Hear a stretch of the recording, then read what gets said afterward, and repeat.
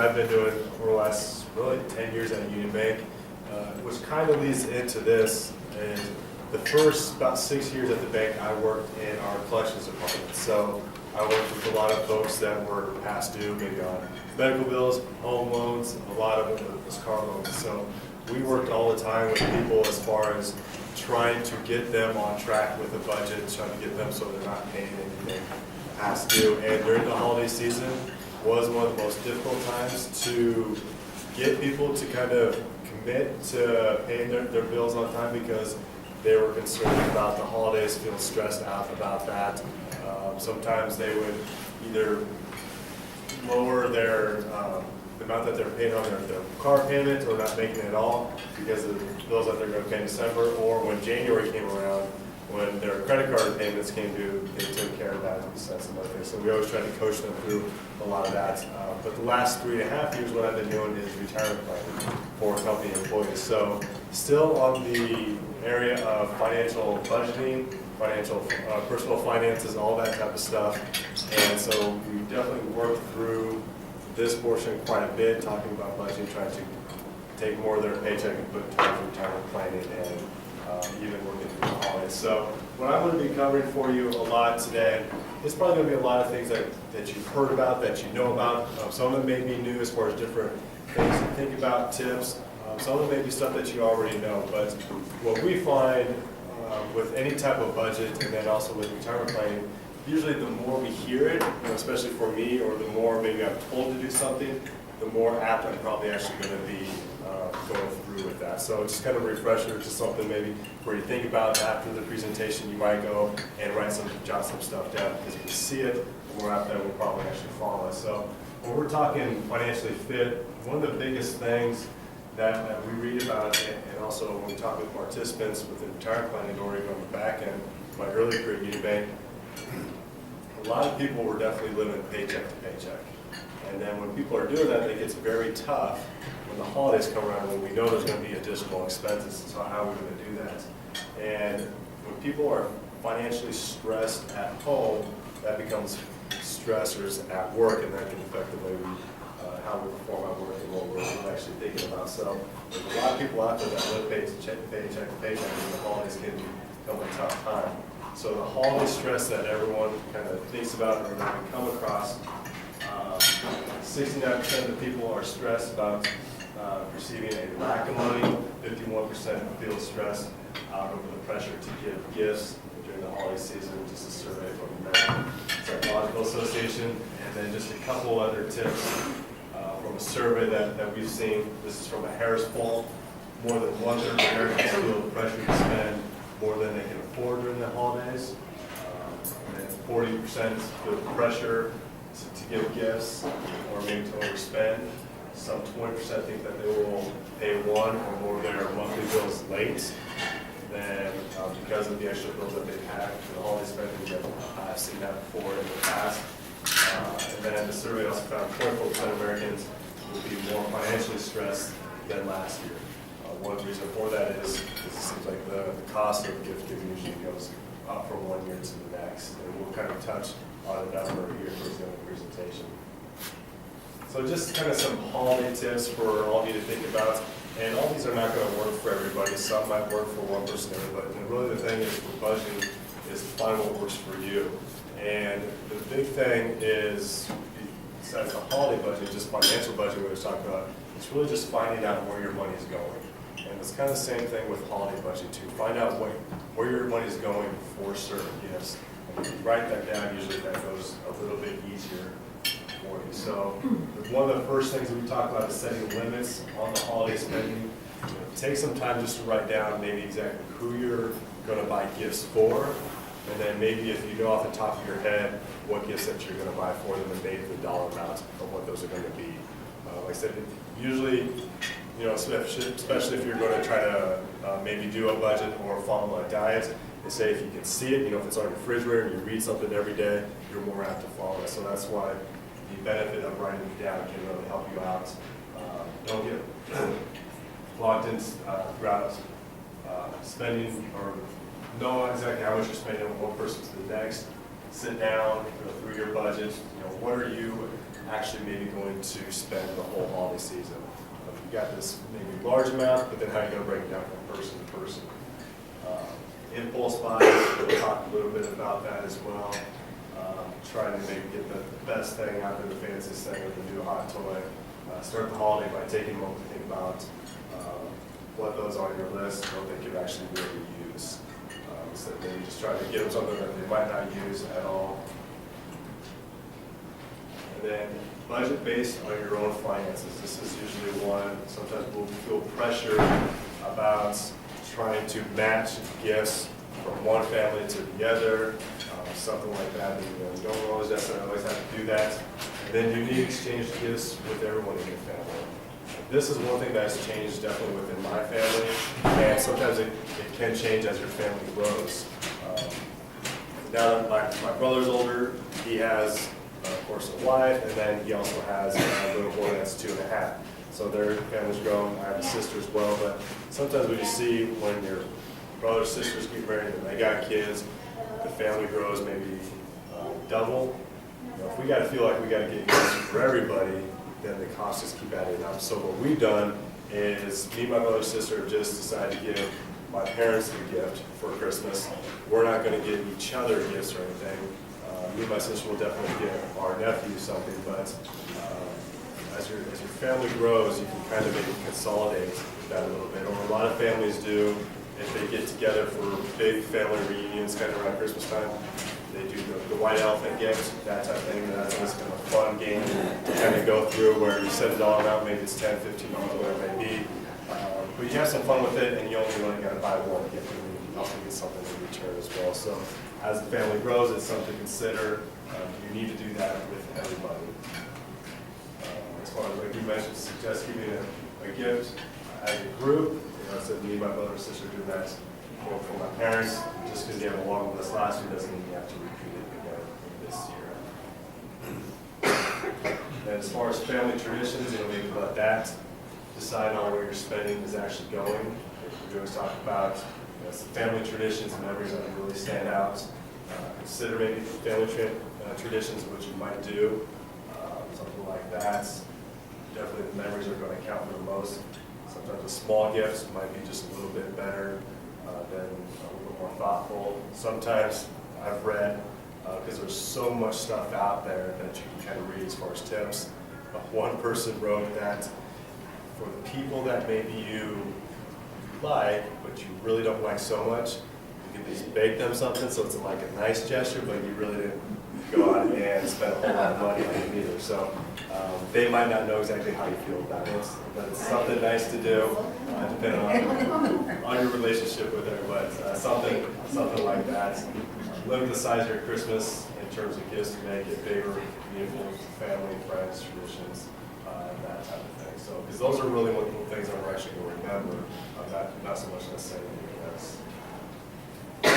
Track your spending, like we talked about. When you go through and you're actually making your purchases, make sure when you make that, write it down or have the receipts. Cross something off your list. That's going to be the biggest thing, is keep following in mind. Sometimes we might have our list already completed, or we might be out shopping and we might see something else that's maybe small, $5, $10, $15, $20. We're like, oh, they might like that too. And if you do that for 5 people, that could be an extra $50, whatever it may be. You're like, oh, that might be really cute. It's just a small gift, I might do this or that for them. So really try to keep that on track as far as what you're comfortable with. Even like we mentioned, cards, wrapping paper decorations, those can add up. We talked yesterday at the presentation, someone mentioned about going out post-Christmas shopping because there's sales on everything. I mentioned Christmas lights, obviously, with the 30% off, 50% off, and that's always a really good time maybe to buy that stuff. But you're purchasing it around Christmas time, or probably on the same credit card, that type of thing. So add that stuff to your budget too, because it might not be something that we actually remember that we're purchasing, or actually kind of make that connection between the two. So that shopping early. This is definitely a big one. You definitely don't want to wait until the last minute to give yourself compare prices, find the best deals. One of the things that can really get us in trouble is last minute shopping. Christmas is on Sunday this year, so can you imagine how many people are probably going to be out on all day Saturday, the day before Christmas, all day maybe Friday, the 23rd out shopping. Sometimes when we get to the last minute, we feel the pressure. If we don't have anything bought already, we might just be buying almost maybe the first thing that we really see, or that we think we really like. We don't really look at the price, or there might be some sales there, but again, the price still might add up quite a bit. We feel pressure to actually get some of those gifts maybe that we wouldn't have actually bought the first time around, so we put it out a couple weeks early. So trying to get out there early, trying to maybe window shop a little bit just to kind of compare prices. I'm one that likes to compare prices. I will buy some things online, and that sometimes can get you in trouble as far as getting that cart, built up a little bit. But for me, I don't buy a whole lot of stuff online. I want to see it in person, whether it's a game, a toy, clothes, anything like that. I'll have to actually go in person to be able to do that. And it seems it's like all department stores have credit cards. And that's one thing you kind of want to keep in mind of how many cards do you have and what you're actually using. That definitely leads us into this one. This is the biggest thing that can really help you if you're willing to do it. Load up your wallet with cash. And there's a couple reasons for that. The second bullet point, this will force you to budget and make overspending more obvious. And as always, we have a very emotional attachment to money, from our paycheck, and if we have it in our hands, sometimes we don't want to let it go as much. But when we're using a credit card, they always say it's just plastic, and we just kind of swipe it. This goes kind of quick. So if you have a budget, and you might not want to carry a few $100s around with you wherever you go, but if you do it over time, a few different days, you go out shopping for one person or maybe a couple people, and you just have the amount of money that you're going to spend on them and use that. You see the third bullet point. People will sometimes spend up to 3 times more than what they actually do with actual cash. And that just becomes very easy to be able just to take that.